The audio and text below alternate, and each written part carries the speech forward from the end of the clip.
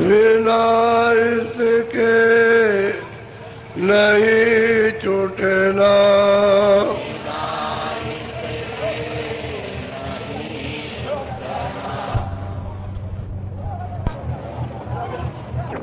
तो कैसे हराओगे? उसकी एक सरल युक्ति, आसान युक्ति, आसान क्रिया। जब मन उधेड़ बिन करता हो कि चलो वहां चलें, ये काम करेंगे, ऐसा करेंगे, ऐसा आनंद लेंगे, तरह तरह की विकल्प दौड़ लगाता हो, तो साधकों को क्या करना चाहिए कि ये कमान है, इसको उतार करके रखे रहो। कहीं जाओ मत, उससे कहोगे अच्छा जाओ घूम आओ, तो मन वहां जाएगा, वहां जाएगा, वहां जाएगा, तरह तरह के बात बात के संकल्प करेगा, ऐसा करूंगा, वैसा करूंगा, और जब ये कमान नहीं जाएगी, ये चढ़ेगी नहीं, तो हार करके फिर आ जाएगा। तो जब ऐसा कभी हो तो बस शरीर को बस वही रखो। अगर कमान चढ़ गई तो तुम तीर चला जाएगा, तब तो ये अपना काम कर लेगा। ये है कमान, इस पर चढ़ने न पाए। ये विवेक और विचार हमेशा रखना चाहिए कि जब ये बुरा बात करे तो बस इसको वही रखो, वही हार करके लौट आएगा। और फिर थोड़े दिनों के बाद कहेगा अच्छा हम तुम्हारा साथ देंगे। जब ये साथ दे दे तो फट से अंतर्घात में बैठ करके और नाम के साथ जुड़ो। ये सुलभ और सरल, इतना तो विचार करना ही है। विचार करते रहोगे तो कहीं नहीं जाएगा। और इसको लेकर के भगे तो फिर यह है कि जो संकल्प कर गया वो तो तीर चल गया, वो तो छूट गया।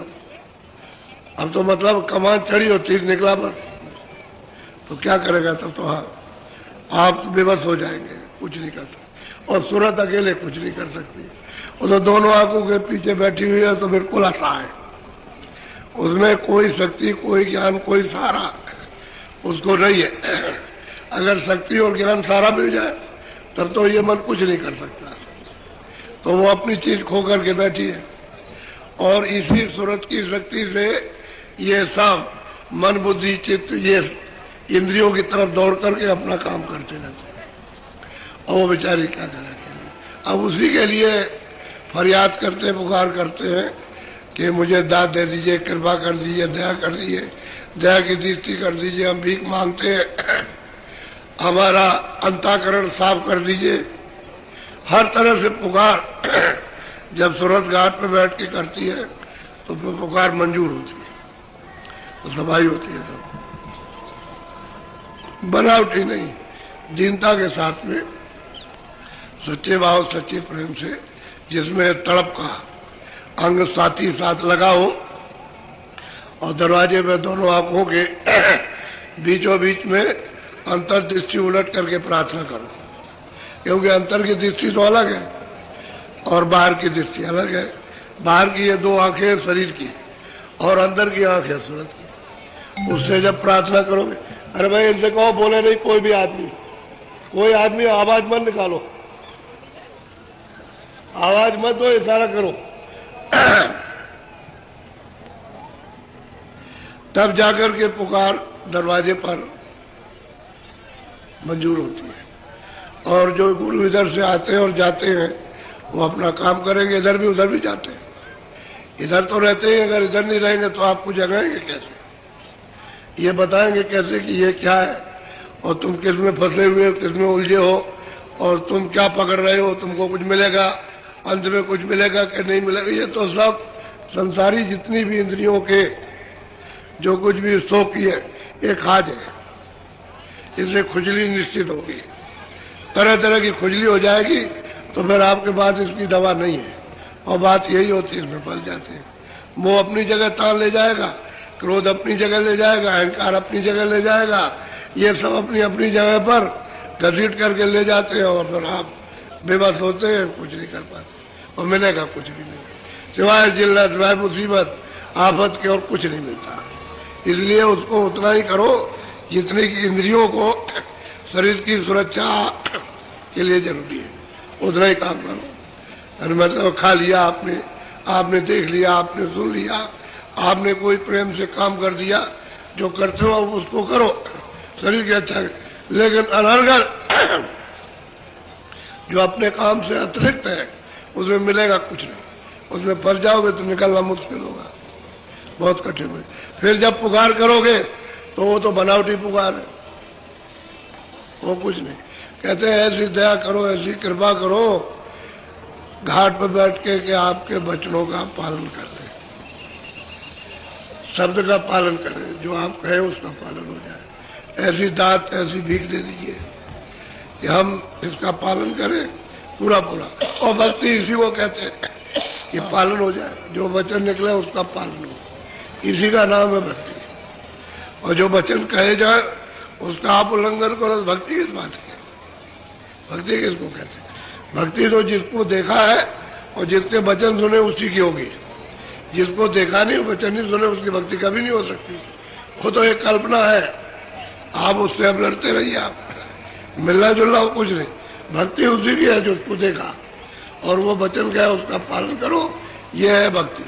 तभी घाट पर बैठ करके फिर फरियाद करो तो सच्ची तरफ से, जब सच्ची तरफ और सच्चा प्रेम होगा कि हमको मिल जाए, हम उसको देखें, उसका दर्शन करें और उसको पकड़ें, तो दया हो जाएगी, फिर दया हो जाती है। और ऐसा ही साधकों को होता है, साधक रोते हैं, झीकते हैं, किसी को दिखाते नहीं, दिखाने का काम नहीं, रोते हैं, झीकते हैं, तड़पते हैं और घाट पर बैठते हैं, कुछ देखने का काम करते हैं, कुछ सुनने का काम करते हैं, कुछ सुमरन करते हैं, कुछ उसकी याद करते हैं, रोज रोज बैठते हैं, वो एक दिन दया हो, शुरुआत हो जाती है उसकी, दया मिलने। सबको ऐसा ही हुआ, यानी यहाँ तो लोग सब नए हैं, कोई आदमी पुराना नहीं, जितने भी लोग नए, तो नए आते हैं, उनको क्या मालूम, रोज रोज रोज रोज बैठते रहेंगे, फरियाद पुकार करते रहेंगे। पहले तो बनावटी होती है, कुछ उसमें अच्छी कुछ खराब मिश्रित हो जाती है, मिली जुली रहती है। ऐसे करते करते करते करते चटनी हो जाएगी, खराब आपकी भावना उसमें से निकल के अलग होगी और सत्य भावनाओं का प्रयोग हो जाएगा, आस्था का, तो दया होने लगती है और तभी सफाई हो जाती है। उसमें मिश्रित करके नहीं रखना, तड़प हो तो सच्ची हो, दीदार दर्शन के लिए, कि दर्शन हो, दीदार हो, दया मिल जाए और यहाँ से हम चल पड़े और घाट हमारा खुल जाए। वो तो बंद है घाट, तो बिना तड़प के घाट खुलेगा नहीं।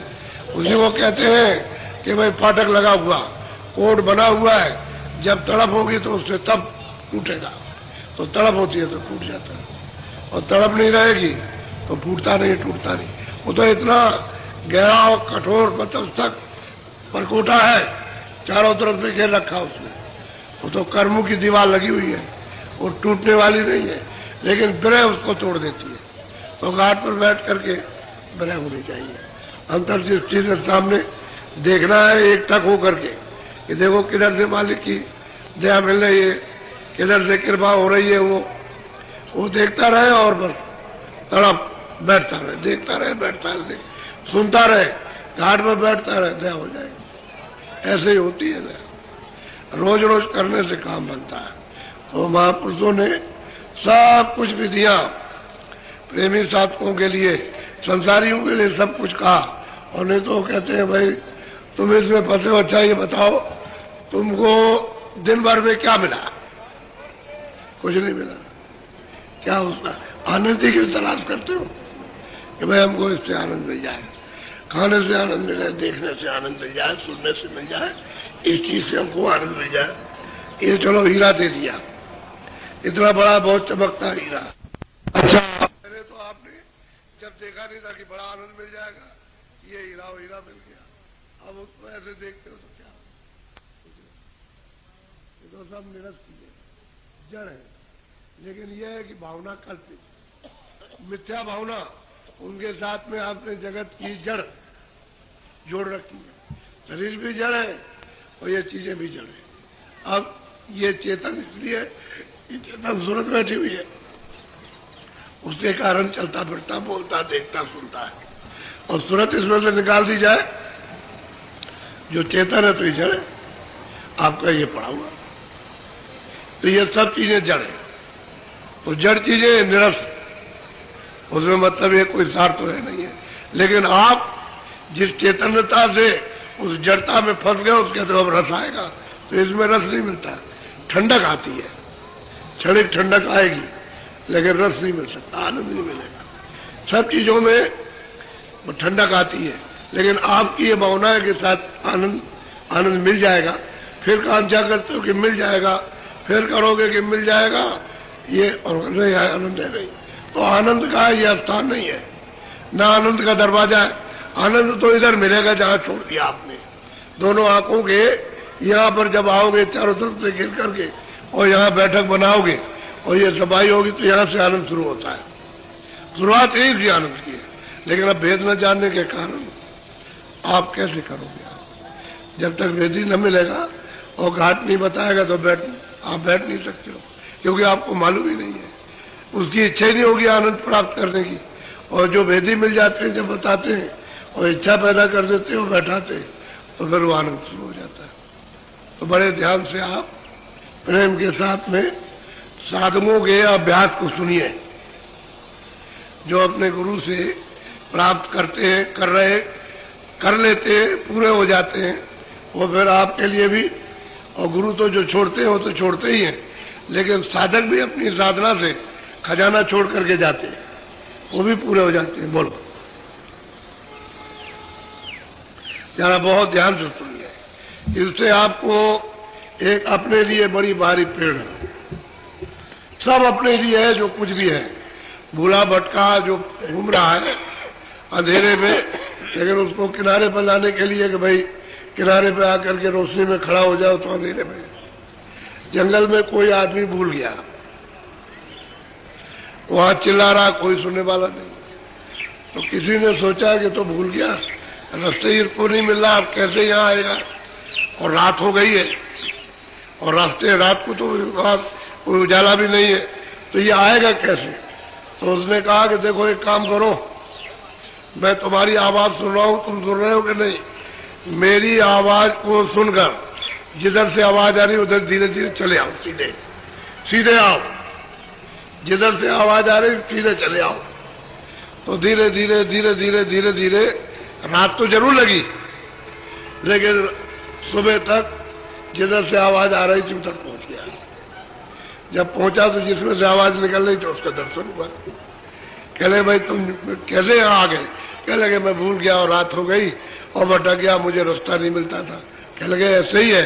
तो समझाया उन्होंने कि जैसे तुम यहाँ भटक गए हो और तुमको आवाज देकर के पास में बुला लिया, इसी तरह से घाट पर बैठ जाओ, तो मालिक आवाज दे रहा है, उसकी आवाज को सुनो और धीरे धीरे जिधर से आ रहे उधर सुनते जाओ, उधर चलते जाओ, सुनते जाओ, चलते जाओ, सुनते जाओ, और जहां से आवाज निकल रही उसके बाद पहुंच जाओगे। ठीक यही सिलसिला है। घाट पर ऊपर से आवाज आ रही है स्थानों से और तुम्हारे कानों तक आ रही, लेकिन कान बंद है, गंदगी जमा हो गई, कान बंद हो गए। जब सूरत के कान बंद हो जाए तो वो आवाज सुनने को नहीं मिलेगी, वो गंदगी हट जाए तो सुनने को मिलेगा।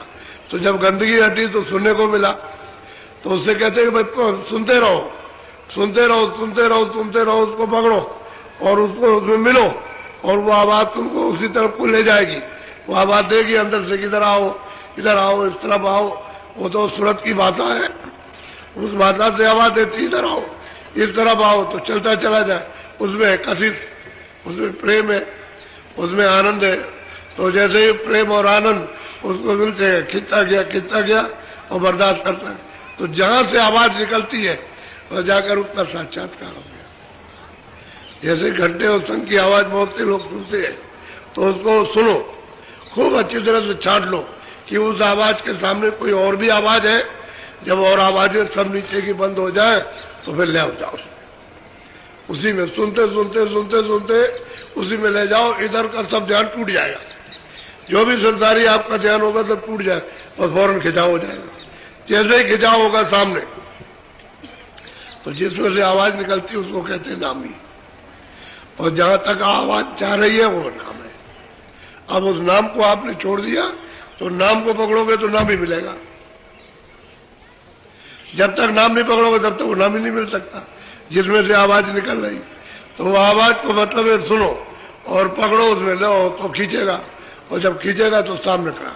गोस्वामी जी महाराज को ऐसा ही तो हुआ कि जब वो ऊपर से धटकार आई जोर शोर से, उनको बड़ा कौतूहल हुआ ये रात्रि को अजनबी घटना कहाँ से आ गई, पहले तो हमने कभी नहीं सुना था, और ये शोर घोर हुआ बड़ा भारी और बड़े जोर से बिजली चमकी और प्रकाश हुआ उधर।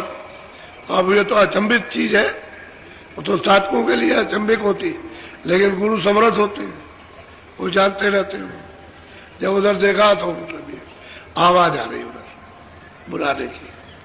अब उसको आवाज को सुनते रहे सुनते रहे सुनते रहे सुनते रहे, उसमें लय हो गए, फिर खींच लिया उसको। जब खींच लिया तो कोसला दीन यानी सैदल कमर में निरंजन भगवान, जिसको हिंदू ईश्वर कहते हैं, मुसलमान खुदा कहते हैं, ईसाई उनको घाट कहते हैं, उनका साक्षात्कार, जिसमें से आवाज निकल रही थी उसी में से आवाज। और वो क्या बोल रहा हो तो वहां मालूम होता है, ऐसे किसी साधक को पता नहीं चलेगा कि उस आवाज में से क्या निकल रहा है।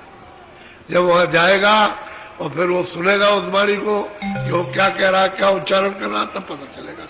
वो तो बात ये सूरत को तो स्पष्ट बोध होता है, ये शब्द तो इस तरह के है नहीं है मुंह के शब्द तो बाहर के, वो तो उसके शब्द है उसके, तो सुरत ही उसका अनुभव करेगी, क्योंकि ये भी वो चेतन वहां पहुंच गई उसी रूप में, और वो उस रूप में बैठा ही हुआ है। तो उसी रूप की, उसी तत्व की जब आवाज होगी तो उसको अच्छी तरह से पहचान लेगा। पढ़ने लिखने का वहां कोई काम नहीं, कि हमको ये बात हम नहीं जानते तो हमको नहीं आएगा, वहां नहीं, वहां तो सत्य भाषा है, सत्य है, वहां क्या कह रहा है वो सब मालूम होता है, उसका साक्षात्कार हुआ। इसी तरह से जब उधर से जब वहां पहुंच गए तो ऊपर की आवाज आने लगी, साफ सुनाई देती है ऊपर की आवाज। अब उसको साधक को पकड़ के यही से चलना, इसी शरीर से, यही शरीर चढ़ने का है, यही से पकड़ के जाओगे तो यही से चढ़ाई होगी। और कहो इसको छोड़ दिया वहां चले जाए तो नहीं होगा। ये नौका तो यही है, इसी पर चढ़ करके पार उतरना। अब इसको अपनी अपनी मंजिल पे छोड़ दो, इस शरीर को छोड़ दो उधर आगे, उसको छोड़ो वो आगे, और फिर उसके बाद में इसी में आ जाओ। ये होता है। अगर आप चले गए और शरीर छूट गया तो फिर साधना नहीं हो सकती। साधना तो इसी से पूरी होगी जो ये बैठा है पंचभौतिक शरीर। कोई आदमी सोचे नहीं रोज भर चले जाएंगे तो ऊपर साधना हो जाएगा, वहां नहीं, इसी से आओ और जाओ। बीच में जाओ तो बीच में ऊपर जाना, इसी से जाना। ये नहीं रहेगा तो ऊपर नहीं जा सकते। पूरा काम इसी से करना है, और अगर अधूरा रह गया तो फिर आओ जन्म लगा कर, फिर उसको पूरा करना, करोगे इसी से पूरा। इसीलिए कहते हैं कि ये अमूल्य चीज है जो आपको मिली है, अब वो बर्तन सकते। तो नाम ही नहीं जानते कि नाम ही कहाँ है जिसमें से आवाज आ रही और हम कहाँ पर है, इसका भेद अपने को तो मालूम नहीं है। तो जानकार जब मिल जाएगा तो जुड़ेगा। इसीलिए वो भीख मांगती है कि दया कर दो, कृपा कर दो, घाट पर बख्शीश दे दो, सब तरह की याचना मिन्नत सब करती है, और तरफ के साथ में तो फिर वो दया हो जाती है। जब बड़े ध्यान से सुनिए। गुरु चरण बसे अब मन में, मैं से दम दम तन में। और वो कहते हैं कि भाई गुरु चरण, एक तो आप पंचभौतिक शरीर देखते हो तो ये नहीं चरण, ये इधर के चरण। कहते हैं गुरु चरण बसे मैं सेऊ दम दम, यानी दम दम उनको देखूं कहां पर, तन में। इधर देखो सूरत यहां बैठी है, ये इधर, यहां कहते हैं दम दम, पल पल उनका दर्शन करूं और छोड़ू नहीं। कहते हैं बस गए, बैठक बना ली, और सूरत उनको देख रही है चरण कमलों को, वो तो प्रकाश है। चरण कमल इतनी सुंदरता किसी चीज में नहीं। ये सुंदरता और ये स्वच्छता सिर्फ सतलोक में मिलेगी जाकर के, लेकिन उसका छोटा नमूना अगर नहीं रहेगा तो सूरत यहां से वहां तक नहीं जा सकती, वो जाएगी नहीं। कहते हैं कि वे चरण बस गए, और मैं नित्य प्रति दम दम उनको तन में से उन दरवाजे पर ये हृदय है, इसमें हमेशा बैठाए लोग। अब यह कि कोई ऐसा पर्दा ना आने पाए जो कुछ कर्मों का बीच में कोई मैल आकर के खड़ा हो जाए और हम उससे वंचित हो जाए। तो याचना प्रार्थना करती है कि अब तो हमने हृदय में बसा लिया, आप नित्य प्रति इसका दर्शन होता रहे। बोलो। फिर प्रीत लगी घट धोने में, चढ़े पहुंची पहली सुन। वो कहते हैं कि अब प्रीत प्रेम लग गया चरण कमल। जब चरण कमल मिलते हैं तो वहां से धुनें सुनाई देती है, आवाजें आने लगती है। पहले तरह तरह के बाजे सुनाई देते हैं, उसको सुनते सुनते सुनते सुनते साधक मस्त होता है, मगर मस्त हो जाता है, मस्ती आती है।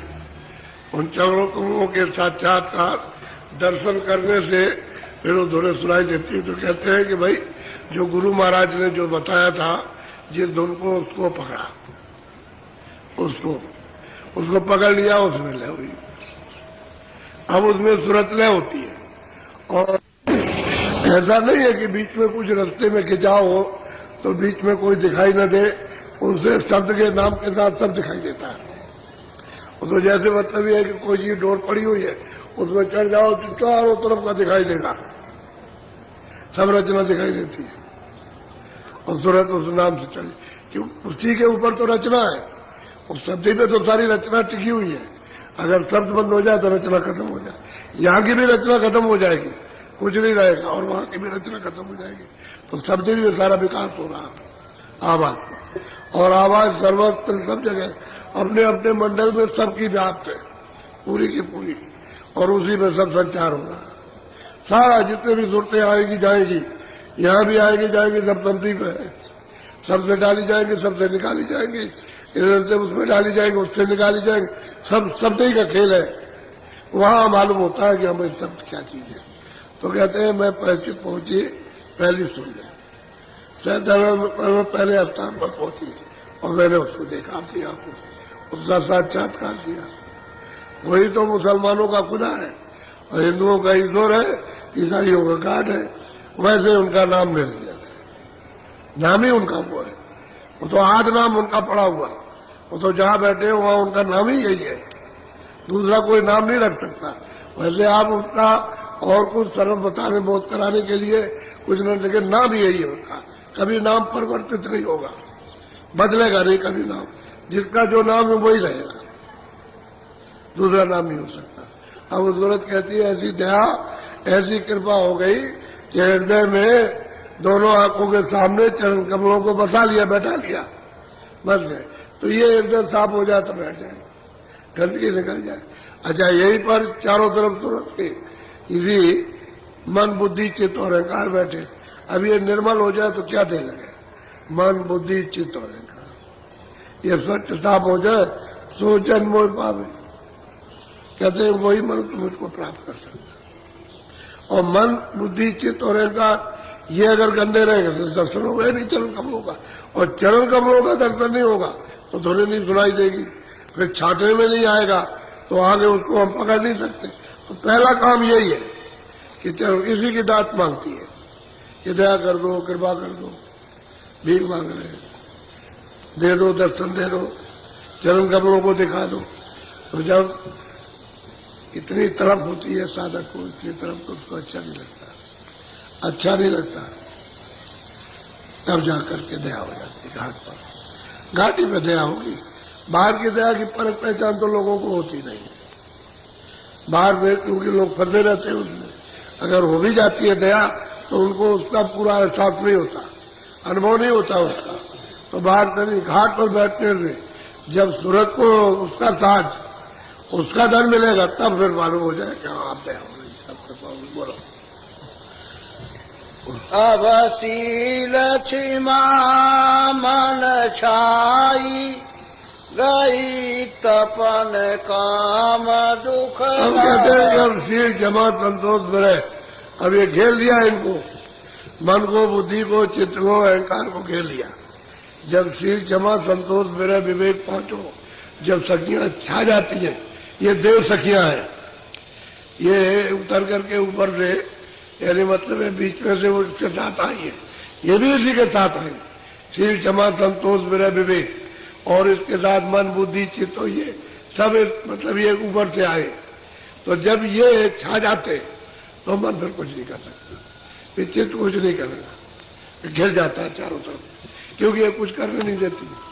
इधर साथ दो, सूरत का साथ दो, तो मन बेबस हो जाता है। अब जब तक ये नहीं उतरते तब तक आपके लिए, मन के लिए बड़ी मुसीबत है, तभी तक ये बखेड़ा करता है। और जब ये आई उधर से गिरी तो काम क्रोध लोभ मोह अहंकार, ये यही मतलब है कि गिराने वाले शत्रु है, तो फिर क्या करेंगे उसके साथ? मूर्छा आ जाएगी, बेहोश हो जाएंगे, पड़े रहेंगे ऐसे बहुत, कभी जरूरत पड़ी तो जरूरत पड़ी, नहीं तो कोई जरूरत नहीं। तो कहते हैं शील क्षमा संतोष विनय विवेक का आप उतारना, और सूरत की साथी नहीं, अब साथ देंगी तो मन अब कुछ नहीं कर सकता है, इसको ताकत मिल गई। बोलो। फिर क्रोध लोभ भी भागे, अहंकार मोह सब चला कहते हैं कि क्रोध लोभ ये भी बगैर, ये सब भाग जाते हैं। ये शरीर के दुश्मन है, इंद्रियों के घाट में बैठ के उत्पाद करते रहते हैं, इनका काम यही होता है। कहीं लोभ करना, कहीं क्रोध करना, कहीं मोह करना, कहीं अहंकार करना, कहीं कुछ करना, भाई ये इनका उत्पाद रहता, बुद्धि नष्ट हो जाती है, बुद्धि काम नहीं कर सकती, तो कहते भाग खड़े होंगे। अब ये ठीक के बाद संतोष और विनय विवेक के साथ ही काम नहीं होगा, इनका काम नहीं होगा, डरा कर जाए। और जब वो निकल गई, ये बस गया करके। अब ये शरीर में उत्पाद लड़ाई क्यों होती घर घर में, एक दूसरे से लड़ाई क्यों हो जाती है, एक दूसरे रात से, एक दूसरे जाति से, और फिर अड़ोस पड़ोस में, और घर में ये उत्पाद मचाते, तो घर ही में लड़ जाए, लड़का भाई से लड़ जाए, पति स्त्री से लड़ जाए, अड़ोस पड़ोस से लड़ जाए, जात जात से लड़ जाए, रात रात से लड़ाई हो जाती, ये उत्पाद मचाते। ये संतोष का धन नहीं है, ये तो भूख लगी है, तो भूख तो कभी पूरी होगी नहीं, हो तो भूख लगी रहेगी। तो सारे विश्व का सब साथ सामान मिल जाए तभी तो भूख लगी रहेगी, कि और कहीं हो तो मिल जाए आपको।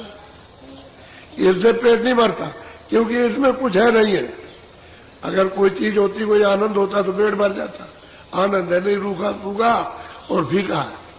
तो कहते हैं अब ये डेरे इनके उखड़ गए, और शील क्षमा संतोष विनय विवेक इन्होंने स्थान अब जमाया, अब सूरत को साथ मिल जाएगा, क्योंकि सूरत की साथ न मिली, अब मदद मिलेगी चढ़ाई में। बोलो।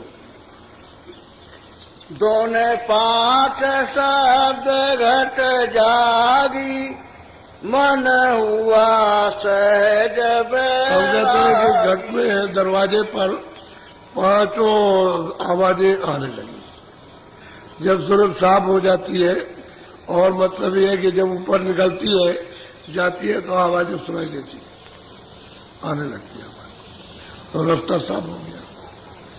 अरे भाई गंदगी का जब रास्ता साफ हो जाएगा, कूड़ा कचरा जब कर्मों का पाप और पुण्य का साफ होगा तो साफ हो जाएगा। ये तो साफ होना चाहिए बिल्कुल एकदम से, इसमें कुछ रहना नहीं चाहिए। अब इसमें छटे हुए जो आपने पुण्य किए हैं वो ऊपर जमा होते हैं, तो ऊपर उड़ जाते हैं, शब्द के साथ ही सब उड़ जाएंगे, साफ हो जाएंगे। शब्द साबुन है, जब वो सूरत उसको सुनेगी तो उसके ऊपर का सब उतार देगा, धो देगा, बिल्कुल एकदम साफ कर देता है। साबुन को लाइट मैल कर जाएगा, कपड़े पर पानी में डाल दीजिए, बस साफ हो जाएगा। ठीक इसी तरह से शब्द जो है वो साबुन है, इसी को पकड़ने की कोशिश करनी चाहिए और उसको सुनना चाहिए, और जितना जितना सुनते जाओ उतनी मैल कट जाएगा, अपने आप को अनुभव होगा। क्योंकि आपके कान जब खुलेंगे तो सुनाई तेज देगा, जैसा जैसा मैल कटेगा कानों का उतना ही तेज सुनाई देगा, उतना ही तेज दिखाई देगा। आंख खुलेगी तो कोई आंख इतनी सुनाई नहीं कैसे देखती है, वो तो इतना भी कहो तो कुछ नहीं है, और इतना भी कहो तो कुछ नहीं है, तो आंख तो बहुत बड़ी है, छोटी मोटी आंख नहीं है। लेकिन अब यह है कि ऐसी जगह पर छोटे बुंद रूप में आ गए और चारों तरफ से बिल्कुल अंधेरे में बैठा दिया गया, तो क्या करेगी आंख? बंद हो गई। और धीरे धीरे खोलेगी, धीरे धीरे धीरे ऐसे खोलती जाएगी ऐसे। तो कहते हैं पांचों धुनें घाट पर बैठ करके सुनाई देती है। अब इसी घाट पर बैठे रहो मनुपुरी में और यही बैठ के सुनते रहो। इसलिए जाग गई, आने लगी। अब यह उसको पकड़ के चढ़ो, चढ़ जाओ। एक को पकड़ जाओगे रखते ही नहीं, एक को पकड़ो मतलब। अगर मान लो कोई सीधी आ रही है ऊपर से सीधी, तो सीधी पकड़ लो, उसको कहते हैं पांजी रास्ता, पगडंडी, और सीधे निकल जाओ, रास्ता छूट जाएगा, सीधे चले जाओ। ऐसा भी होता है, लेकिन वो कोई कोई रास्ते से जाते हैं। तो कहते हैं घट में जाग गई, सब आने लगी और आनंद मंगल ये बधाइयां होने लगी और मन बस में हो गया। अब मन उत्पात नहीं करता कि रस उसको मिलता है। इसी के लिए तो तड़प रहा था और भाग रहा था इंद्रियों के दरवाजों पर, उसे कहीं रस नहीं मिलता, उसी को तो तलाश कर रहा था और उसे रस मिलने वाला चुप हो गया। अब सब साथ दे जाएंगे, मन भी साथ देगा, बुद्धि भी साथ देगी, चित्त भी साथ देगा, अहंकार भी साथ, सब साथ दे जाएंगे आप, क्योंकि रस मिलने लगा, सबको अपना अपना रस पीने को मिलने लगा और सब लोग अपने स्वास्थ्य में, और ये अपने अपनी जगह अपने भंडार में जाना चाहते हैं, जब पहुंच जाएंगे।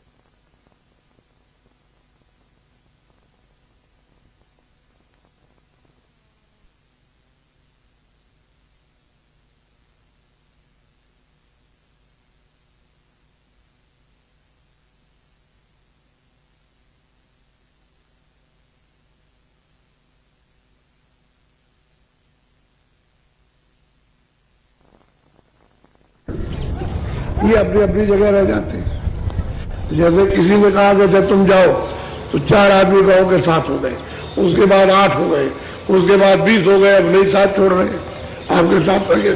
जब उधर से लौट के आओ तो अपनी अपनी जगह रुक जाएंगे, और वहां जाए वहां, और फिर जब इधर आओ तो अकेले। तो सूरज जब सतलोक से आई तो बिल्कुल अकेली आई, यानी मतलब इनको लेकर के नहीं आई, और ऐसे ही स्थानों पर उतरी है तो वहां से आई, मतलब जहां इनका डेरा था वही रेत को लगा दिया गया। अब वापस लौटेंगे तो ये सब अपने अपने आनंद को बांधे तो मन बस में हो गया। अब खुराबात उत्पात नहीं करता। अब तो रोज कहता भजन बैठ जाओ, तो सोने नहीं देगा, भजन बैठो, उस आनंद को लो। ये दशा हो जाती है प्रेमी की। बोलो। गुरु कृपा सूर उगाना, अब हुआ जगत अब कहते हैं कि ऐसी कृपा हुई कि ईश्वर का भी दर्शन हो गया और ऊपर में ब्रह्म विराजमान है। कहते हैं सूर्य उगाना, कहते हैं कि ऐसी कृपा गुरु ने दया की कि उनका भी दर्शन सबका हो जाएगा। जो भेदी रहेगा वो सबको धीरे धीरे सबको मिला देगा, सबके पास पहुंचा देगा। और भेदी नहीं रहेगा तो क्या करेगा, वो अपने अंधेरे में तो दूसरों को, खुद को मालूम नहीं है तो क्या, जब अपने को नहीं मालूम खुदा को क्या जाने। पहले तो अपने रूप को पहचान ले, अपनी सूरत को कि ये तू कौन है। अरे भाई सूरत कौन है, तो जब अपने को पहचान ले, चरण कमल मिल जाए तो पहचान ले कि मैं कौन हूं, तभी उसको जान सकता। और जब तक अपने आप को नहीं जानेगा, चरण कमल नहीं मिलेंगे, तब तक नहीं जान सकता। और इसको जान लेगा तो उसको भी पहचान लेगा, सबको पहचान लेगा फिर। तो कहते हैं गुरु ऐसी कृपा हो गई कि सूर्योदय हो गया। कहते हैं लाली देखन में गई और मैं भाई हो गई लाल। कहते हैं वो सब लाली लाल मंडल है, सारे लोग जितने भी है, कितने भी वार्ड, सब लाली लाल है। ऐसी कृपा हुई कि ब्रह्म का दर्शन हुआ। पहले ईश्वर का सुनने और फिर उसके बाद में ब्रह्म का दर्शन। बोलो। घट बैठी तारी लाई, बाहर की क्रिया दूर किसी को क्या मालूम कि कहां पर सूरत बैठती है। हर घाट पर बैठ गई, अभी अपना आनंद ले रही, और बाहर की जितनी क्रिया थी, जितना कर्म था, जितना भी, ये सब बिल्कुल कहते हैं बहा दिया, खत्म। अब उससे क्या मिला, जब अभी जुग जुग बीत गए, कुछ नहीं मिल पाया, तब छोड़ दिया। अब इधर से मतलब ये कि अंदर बाहर के पट बंद किए, अंदर के खोल दिए। अंदर से सब देख रही है, सब आनंद ले रही, सब देख रही, जा रही और आ रही है। कहते बाहर का सब छूट गया। तभी तो लोग कहते हैं भाई क्या हो गया तुमको, तुमको क्या हो गया? बाहर से जाते थे वहां जाते थे वहां जाए, चुप हो गए, कुछ नहीं बोलते। और बोलना भी नहीं चाहिए किसी को। क्यों? कि अंदर का रास्ता तो किसी को मालूम नहीं, और किसी से कुछ कहना भी नहीं है। जो तुम्हारे पास में है, जो तुमको मिलता है, देखते हो, किसी को मत बताना, नहीं तो बस वो ऊपर बैठा हुआ नाराज हो जाएगा, बंद कर देगा। फिर तुम कितना भी रो चिल्लाओ, फिर कुछ नहीं हो सकता। छुपा के रखना, बाहर के पट वो अंदर छुपा लो उसको, बाहर प्रकट न होने देना, छुपा के रखो और अपना काम कर लो। वो तो अमूलक धन है, वो तो मतलब ये है कि ऐसी चीज है और बचनी है। किससे कैसे कहोगे तुम? किसी को क्या समझाओगे?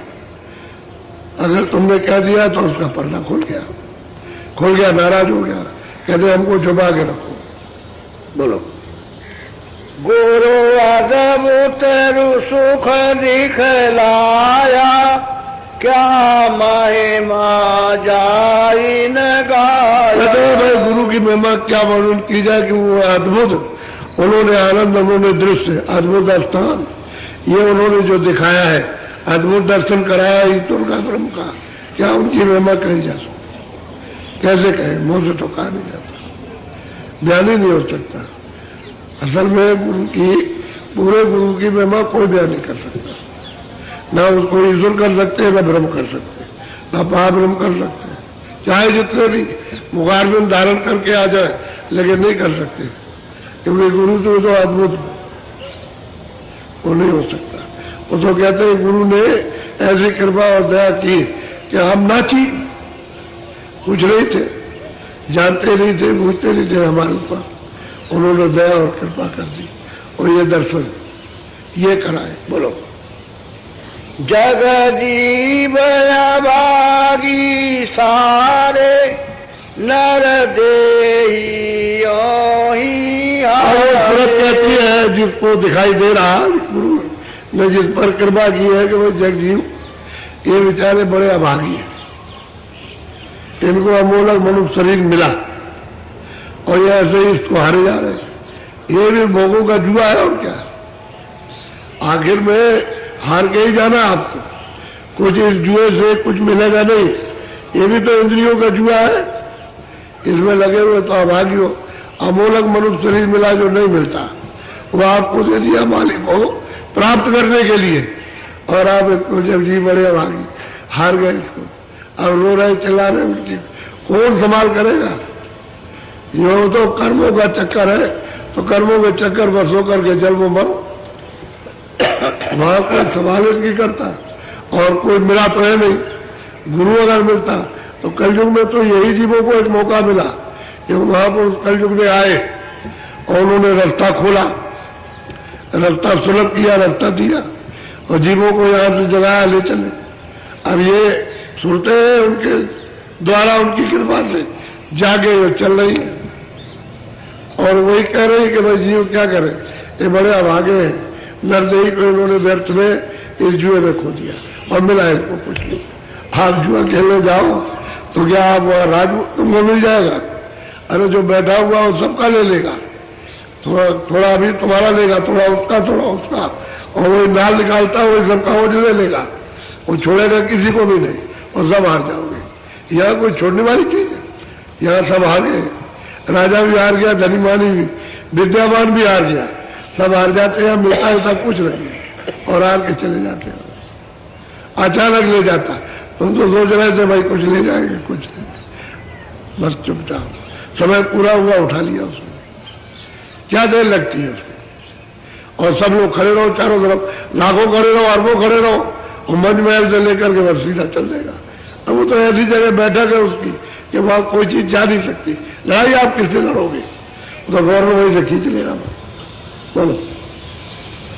क्यों गुरु से प्रीत न करते, क्यों जम के किंकर। वो कहती है अमृत भाई गुरु से तो प्रेम किया नहीं, तो बताओ कि वो जम के उस मारधाड़ से कैसे बचेगा वो? क्योंकि गुरु तो मिले नहीं, आपने उसको खोजा नहीं। आप तो यहाँ संसार में इधर दौड़ रूप करते रहे, आदमी आ रहा था इसकी लड़ रही, स्त्री आ रही तो आदमी लड़ रहा, बच्चा आ रहा तो माँ बाप लड़ रहा, तुम कहाँ जा रहे हो? अरे भाई कुछ ना कुछ तो करने दो, कहीं जा रहे? क्या कोई चोरी करने जा रहे हो, डकैती करने जा रहे? अच्छी जगह जा रहे, अच्छी दो बातें तो कुछ नहीं, वही लड़ाई हो जाती कि नहीं तुम नहीं जा सकते, कहते तुम नहीं जा सकते। अरे बैठे तो है बड़ी मुश्किल से कलमा कसी से आए, झगड़ा तमाम करते करते करते करते करते हार गए। तब कहने लगा अच्छा चलो हम भी चलते हैं। तब वो आए, तब उन्होंने आ, तब फिर मतलब ये कि उनको थोड़ा बहुत सत्संग मिला, तब मन उनका पिघलता है, नहीं तो बेचारे क्या जाने। तो कहते हैं सारे के सारे जगत के जीव निर्दयी ये बर्बाद कर देते, तब चले जाएगा। अब इनमें कोई चले जाएगा, अब मिल जाएगा कोई महापुरुष तो चलेगा, नहीं मिलेगा तो गए। और बिना महापुरुषों के जीव को कोई बचा नहीं सकता। वही स्रोतों को अगर उनकी संभाल करेगा तो महापुरुषों की संभाल, जो उससे मिला हुआ होगा वही संभालेगा, और जो मिला नहीं है वो क्या करेगा, कुछ नहीं। बोलो। मैं किस से कहूँ सुनाई, तेरे अपना मन समझ। सारे जीव जगत के अंधे और ये निर्दयी को बर्बाद कर रहे हैं, तो मैं किससे कहूँ? कोई सुनता नहीं अच्छी बात को, अपने हित की। तो कहते हैं मैंने अपने मन को समझा, चुप रहो, किसी से कुछ मत कहो। सबको अधिकार बराबर मिला है, अपने अपने अधिकार का उपयोग करो या दुरुपयोग करो। तो फिर चुप हो जाते, फिर महापुरुष चुप हो जाते, कहते हैं ठीक है अपना जो चाहो सो करो। बोलो। तू गुरु मत दृढ़ कर भाई, अब छोड़ो तात पर। कहती है अरे तू अपने को समझ जा, अपना जो गुरु का मत है, जो गुरु का रास्ता है, और गुरु को अपना पक्का पकड़ के अपना चल अपना रास्ता। इस चक्कर में क्यों फंसती है?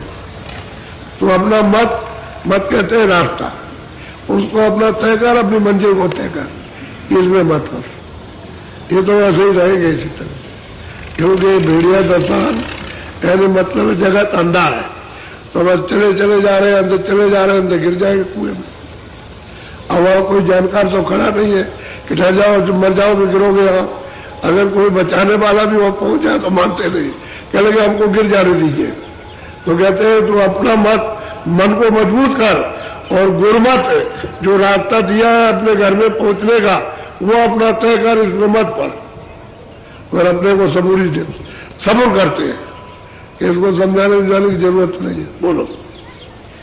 चल रह तू त्रिकुटी घाटी, चढ़े सो न शिखर की। हम कहते हैं तू सैदल कमल के ऊपर में त्रिकुटी स्थान है, वहीं पर ब्रह्म विराजमान है।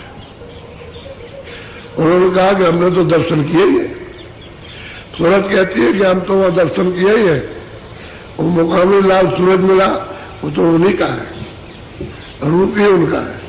कहते हमने तो दर्शन किया, ऊपर गुरु पर विराजमान है, गुरुपद ऊपर है, इसी के ऊपर में महा उसका। जब गुरुपद को प्राप्त कर ले तब वो सुन रहे, वो 10वें द्वार की तरफ में तब सूरज जाती है। जब तक वहां गुरुपद और त्रिकुटी के ऊपर नहीं मिलेगा तब तक वो 10वें द्वार की तरफ नहीं जा सकती। तो वहां बैठ गई उसने, और गुरुपद मतलब एक उसके चरण कमलों का पूरा दर्शन किया, तब वहां से साज के साथ तब वो चलती है उस तरफ। तो उधर से आवाज आ रही है उससे ले जाने के लिए, और वहीं से हंसों का हंसनियों का सबका मेल हो जाता है, उसी जगह से मेल होता है। दूर से दिखाई देता है, दूर से सुनाई देता है। अगर देखा जाए तो कितने करोड़ दूर से दिखाई देगा, ऐसी आंख होती है वहां। वो जो ऐसी आंख आदमी जैसी आंख नहीं होती, कैसी आंख की। ये तो एक छोटे से शकल की आंख है, लेकिन वो तो सूरज की आंख है, तो बहुत बढ़िया दूर से दिखाई देता है, कितने करोड़ों योजन का ऐसे दिखाई देता है। तो आवाज भी आती है और रचना तो है, रचना तो ऊपर में पूरी है, कहीं भी रचना मतलब ये नहीं कि कोई जगह खाली हो, सब तुरतों से खचाखच भरा हुआ, सारा खेत तुरतों ही का है। ऊपर ही जलवा दिखाई देता है कि सुरतोगा कहते हैं। तो कहते हैं कि चल तू त्रिकुटी घाटी चल, उस तरफ को चल जो गुरु ने बताया कि तुम उधर को चल, उधर तो चल रही चल रही। बोलो। मासो नकी तोड़ो टाटी जा भमर गुफा की। अब वो कहते हैं कि भाई शून्य की तरफ चल, 10वें द्वार की तरफ तो वहां पार ब्रह्म विराजमान, उनका दर्शन हो जाएगा। और पार ब्रह्म यदि ईश्वर अलग है, ब्रह्म अलग है, पार ब्रह्म अलग है। वो कहते हैं वहां से भी आगे चल, तो मतलब महाशून्य, वो महाशून्य कहते हैं भमर गुफा को, उस पर महाकाल विराजमान है, वो अलग है।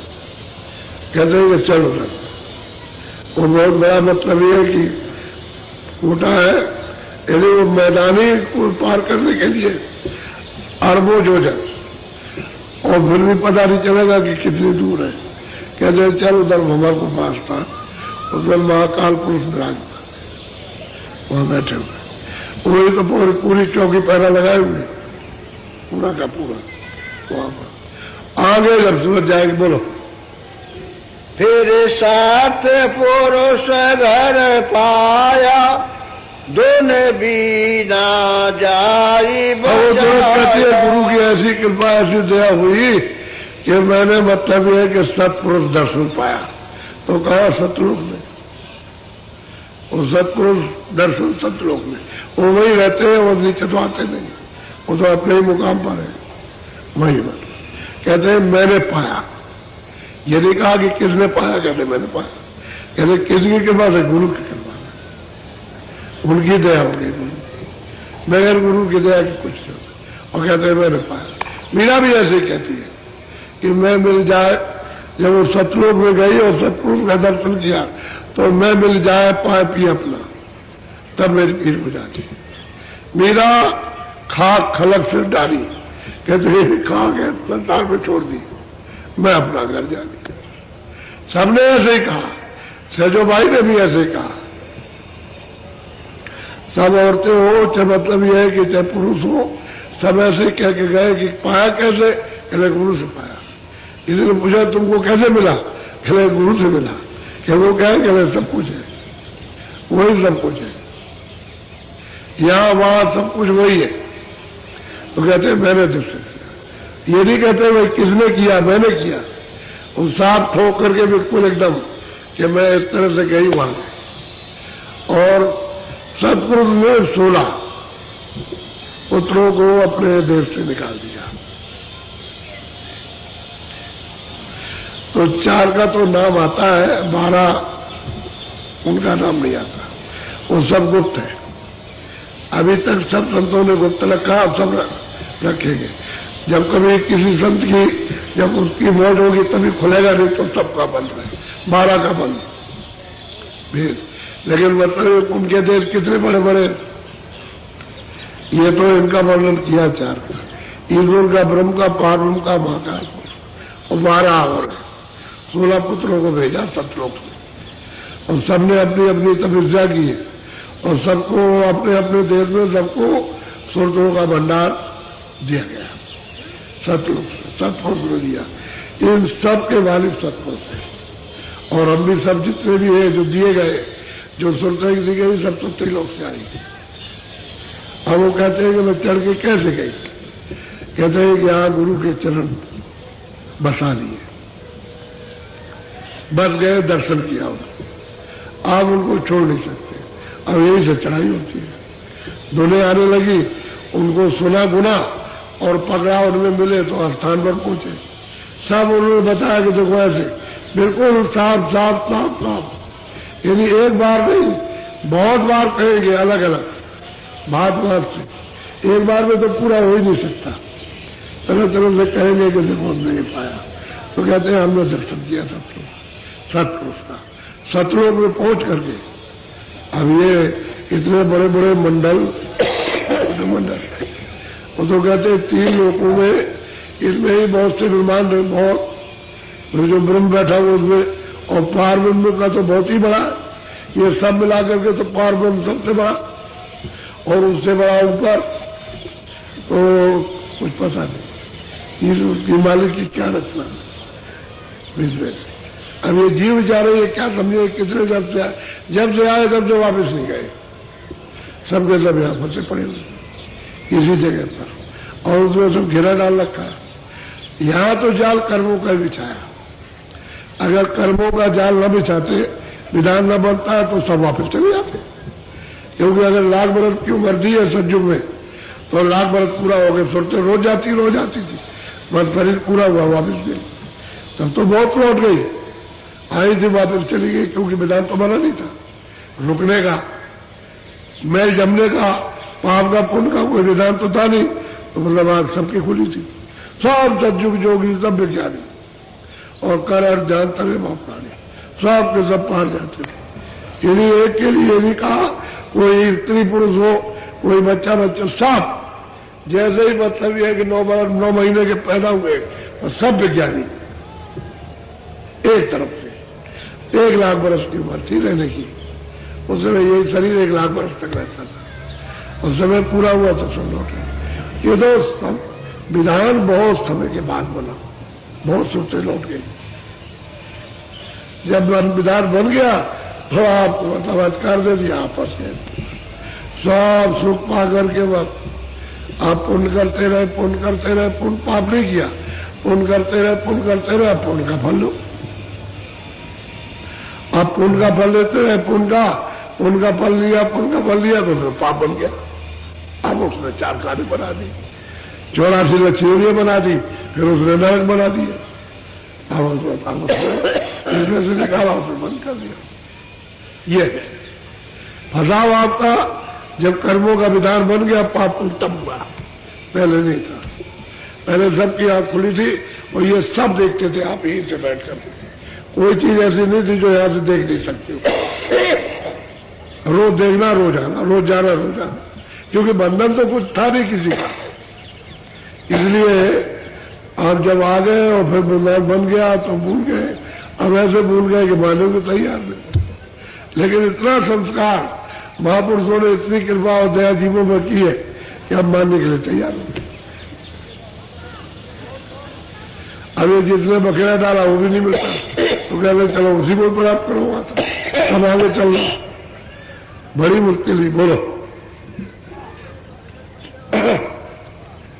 सोनिया लखया गम की बातिया, ससे सूर खरब जहाँ थकिया। कहते हैं कि भाई वहां पर कहते हैं खरबो सूरज, खरबो चांद, कुछ नहीं, इतना प्रकाश है। ये तो इशारा किया महापुरुषों ने जरा सा, इससे कितना प्रकाश है एक रोम में, एक रोम के अंदर, तो उसके सारे शरीर के कितने, तुम खरबों वर्षों तक गिनते रहो तो नहीं पता चले, इतना बड़ा है।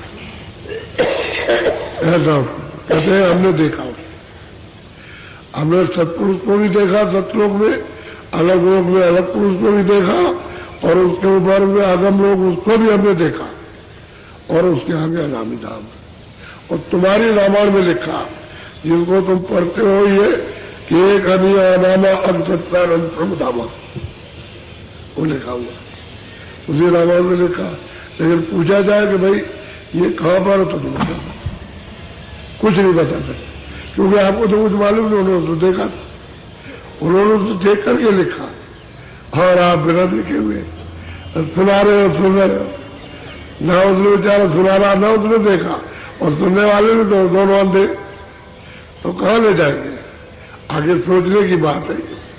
भाई अंधा अंधे को सुनाए, न वो देखे न वो देखे, न वो समझता न वो समझता, और बात हो रही है। और बात कल्पना की मुक्ति मिल गई, कल्पना का स्वर्ग मिल गया बैकुंठ, और सही बात बताई जाए कि तुम जीते जी देखो, और बात मानने को तैयार नहीं, जीते जीते मरने के बाद देखेंगे। सांप का डनोरा मरने के बाद, तो जब मरने के बाद तो तुम्हें आपने क्या देखा? अब कोई चला गया घर वाला तो पहुंच गया स्वर्ग में, तुमने वहां देखा कोई चिट्ठी पत्री कोई आई है कि मैं यहां पहुंच गया हूं? कोई चिट्ठी पत्री, जब उसकी चिट्ठी पत्री नहीं आई तो तुमने उसको देखा, तो ऐसे कैसे मान लिया आपने? अरे दरवाजे पर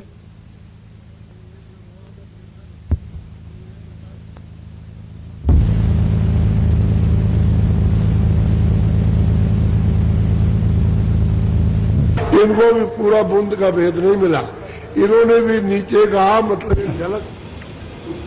पिया पारसे सतगुरु स्वामी, कुछ कहूँ न पुरुषाया ना।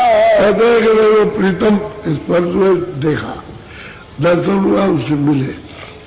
कहते हैं कि भाई उनके बारे में क्या कहा जाए, कोई नहीं कुछ कह सकता है। क्या चीज वर्णन करेगा उसका, उसके रूप का, क्या उसके पास जमान क्या है जो वर्णन करेगा। सब चुप हो जाते हैं उसको पा जाते। तभी तुम्हें इशारा कोई भी करो, लेकिन कुछ कह नहीं सकते हो, क्योंकि कहने की यहाँ कोई चीज है नहीं, और वहां जो है वो यहाँ कुछ नहीं है, कोई भी संकेत में भी नहीं मिल पाता। बोलो। कुछ मेरी आरत सबसे न्यारी, कोई समझेगी पिया प्यार। कहते भाई ये तो आरती सबसे भिन्न है, और कौन समझेगा जो पिए, उसकी प्यारी हो गई। जिसने उसको प्राप्त कर लिया वही समझेगा, और जिसने नहीं किया बेचारा क्या जाने, वो प्रीतम के हाल को क्या समझे। ये है महापुरुषों का, ये कुछ देते आए देते जाए, लेकिन अब जीव है बेचारे क्या करें, पढ़ेगा सोचा इसमें पढ़े में मिलेगा कुछ। अब क्या मिला इतने दिन में, आप पहले थोड़ा बहुत भी विचार करो क्या पाए। उसी पीटा पाटी रोज उसको मतलब ये पर उसी में पड़ेगा, क्या मुसीबत में। अब वो कहते हैं कि भाई हमने गुरु के द्वारा प्राप्त किया, ऐसे नहीं कि ऐसे मिल गया, बगैर गुरु के कोई नहीं जा सकता, कोई पहुंच ही नहीं सकता। वो जाने नहीं देंगे कोई रास्ते में, यहाँ नीचे से नहीं जाने देंगे, उधर पहुंच जाएगा, जो उधर का आता जाता हो वही ले जाएगा, उसी को रास्ता मालूम है, दूसरा कोई जाए। अगर कोई मतलब जाने की चेष्टा भी करे तो मालूम क्या करेगा कैसे, क्योंकि उसको तो भेद मालूम नहीं करेगा। अच्छा मान लो कोई स्वर्ग में जाने वाला स्वर्ग में जाता और किसी ने किसी को बता दिया तो वो स्वर्ग में पहुंच गया, लेकिन आगे कैसे जाएगा, वो भी नहीं जा सकता, ना वो जा सकता, वो तो दोनों में से कोई नहीं जा सकता, क्योंकि उसे आगे का तो भेद मालूम नहीं। अच्छा ऊपर का अगर किसी को भेद मालूम है तो ऊपर का वो पहुंचा सकता, तो फिर आगे नहीं जा सकता, वो स्वर्ग में भी पहुंचा देगा ऊपर भी, लेकिन आगे नहीं ले जा सकता हूं। वो पूरा मिलना चाहिए, आदि से अंत, अंत से आद तक, जहां से सब कुछ हुआ। अगर वहां आने जाने वाला मिलेगा तभी पार जाओगे, नहीं वैसे नहीं जा सकते। तो गुरुपद है त्रिकुटी में, और पियापद है 10वें द्वार में, और सतगुरु पर है सतलोक में, और बाकी ऊपर में अलग अगम और अनादि नाम, और वो सबका मालिक, वो सबका सृजनहार, कोई अनादि पुरुष मालिक, वही सबके, उन्हीं से ये सब कुछ हुआ। लेकिन उन्होंने जो किया है वो तो 3 लोगों की रचना की है, अगम, अलग और सतलोक, सतपुरुष, और तीनों में निज रूप। जो भी सूरत सतलोक में पहुंच जाएगी वो सब जाती है, उनके लिए कोई रोक टोक नहीं है ऊपर में, वो सब चली जाएगी, वहां तक पहुंचना चाहिए, इसलिए उनका निज रूप। अब ये नीचे से रचना जो सतपुरुष ने की है सतलोक से, वो नीचे गिरा, इन्होंने बंधन सब जगह रखा, इधर नहीं जा सकते आप। और जो 12 जो है उनका भेद मुक्त रहेगा, अभी तो आगे कोई बताएगा नहीं, कोई 4 ही का भेद बताया, तो इसमें से निकल जाओ जो निकलना चाहो, क्या जानना चाहो, और कोई रास्ता है इससे निकल जाओ, और से क्या मतलब है। लेकिन देखने को सब देखा जाता है, जो सुनते जाती है उधर सब देखती है, उनको जो 12 उनको भी देखती है, लेकिन कह नहीं सकते, कुछ बता नहीं सकते, सबके लिए रोक है, और देखेंगे सब जगह घूम करके। सुरतों को इतना पूरा अधिकार, ऊपर जाने वाली सुरतों को कहीं भी जा सकती, किसी भी ब्रह्मांड में कहीं भी चली जाती है, कोई रोक टोक नहीं। लेकिन वो भेद उनका याद नहीं होता है, भेद 4 ही का है। बोलो जय गुरुदेव। अच्छा देखो मेरी बात तो सुनो, आपने तो मेरे पास में कोई पत्र लिखा नहीं कि मैं इतना आराम, मेरी छोटी मोटी कोई व्यवस्था की जाए। अच्छा आपने भी कोई पत्र आपको नहीं दिया था, आपको तो बताना चाहिए था कि मैं इस जिले से इतने आदमी आ रहा हूँ। इस जिले का एक अंदाजा तो आपको रखना चाहिए था कि मैं इतने लोग आएंगे। अब यह जब तुम आ जाओगे तो अगस्त मास तुम ही समझो कि तुम्हारे घर पर शादी विवाह है, 2000 बाराती आ जाए। अब बोलो आप क्या करोगे, ये आपको बता दो। आप इंतजाम तो आपने 100 का किया और 2000 आ गए, रखोगे और खिलाओगे कैसे? आपको कोई सूचना तो देनी चाहिए थी कि भाई मैं इतने लोग, लगभग 200-400, 2-4 हजार, 10,000, 20,000 ज्यादा है, मतलब कुछ तो कुछ नहीं, मैं तो यहाँ मेहनत में लगाऊं और तुम एकदम से, तो वो देखो जगह है उसी में सबको रहना है। हमने सबको कह रखा है कि जब कभी भी आओ जाओ कहीं भी सत्संग में तो एक त्रिपाल साथ रखना। अपने बिस्तर के साथ अपने झोले में त्रिपाल तो कोई ज्यादा बड़ा नहीं होता, वो तो लपेट लीजिए उसको और मैदान में आओ, वो जगह में जरा डाल लो, बस रह जाओ, बहुत सुख मिलेगा। इधर आवती देरों से बहुत आराम, हमने तो सब देखा है, उसके भुक्तभोगी है, समझ गए? तो तुमको ये बताना चाहते बड़ा आराम, बहुत आराम। सबको आदेश मिला है कि त्रिपाल जरूर झोले में रखना और लेकर के अब लेके आए हैं, वो तो देखने को मिलेगा। तो जगह है वहां पर लड़ा लो, जो जगह रहने की मिल जाए रो, और बाकी त्रिपाल लगा लो। आपको क्या त्याग करना, तपस्या करनी है, आपको सत्संग सुनना, भजन करना, ध्यान करना है, सुमरन करना, ये आपको करना है। तो आपको आराम नहीं देखना। अब आपसे मतलब ये है कि शुरुआत हो गई 1 टाइम भोजन और 10 बजे के करीब थोड़ा नाश्ता, और दिन में 2 बजे भोजन करो। आपके वहां बनेगा नहीं, अपना बना लेना, वहां बनेगा अपने अपने जिले में, वहां अपना मतलब ये है कि वहां, और ये आप अपने बना लेना। 1 बजे 2 टाइम नहीं, पेट को थोड़ा खाली रखो जिससे कि भजन ध्यान और सुमरन भी हो जाए, और ये जो आफतें लेकर के आए हो उनमें थोड़ी कमी हो जाए। आफत का मतलब बीमारी है, तरह तरह की बीमारी है, 2 तरह की बीमारी, उन लेकर के चलो बाबा जी से कुछ ले आएगी ना, तो जो बताए उसको करो, तो शरीर भी कुछ हल्का हो और कुछ वजन भी बने। और नहीं तो मतलब है कि बस खाते ही रह गए, तुम सोते रह जाओ खाते, तुम्हें तो गरीब भी ठीक थे, यहाँ नहीं क्या जरूरत थी। हमें आए हो उस चीज के लिए कि हमको परमार्थ हमारी जीवात्मा जगे, और यहाँ से किसी तरह से निकल करके हम छुटकारा जन्म मरण की पीड़ा से, जन्म मरण की पीड़ा मामूली है। शरीरों में जाओ, वहां कह सकते हो रोग लग गया कि हमको दवा दे दो, पशु पंछी तुमसे कहने आते, कीड़े मकोड़े जो पड़ेंगे ये सब तुरते हैं मनुष्य की पात्र की, और इन्होंने गलती की है, अब उसमें बंद कर दी गई योनि में। तो मतलब है कितनी तकलीफ है। तो तकलीफ को निवारण के लिए मनुष्य शरीर आपको दिएगा भजन करने को, इससे भजन करो, रास्ता आपको बता रहे, मदद दे रहे, और क्या करेंगे? मदद दे रहे, रास्ता बता रहे, हर तरह की मतलब है। तो भजन पे तैयार हो जाओ, तुम जाओ कि चलो भजन करेंगे, और हर तरह की तुमको मदद मिल रही, फिर भी ज्यादा कर्जा मत करो, जितनी जरूरत है उतना तो ठीक है कि मालिक उतना दे, मैं भी भूखा न रहूं और साथ में भूखा जाए, कोई अतिथा जाए भूखा न जाए, मैं भूखा न रहूं, तो उतनी तो दया करेगा। आप लोग गलाते हो, लेकिन ज्यादा जो इच्छा करते हो और आ जाए। पहले लोग कहते थे अरे कल गए कि बाबा जी के पास तो सब मैले कुचले राग गरीब, और गुरुआ हमने भाई यही तो हमारे सब कुछ है।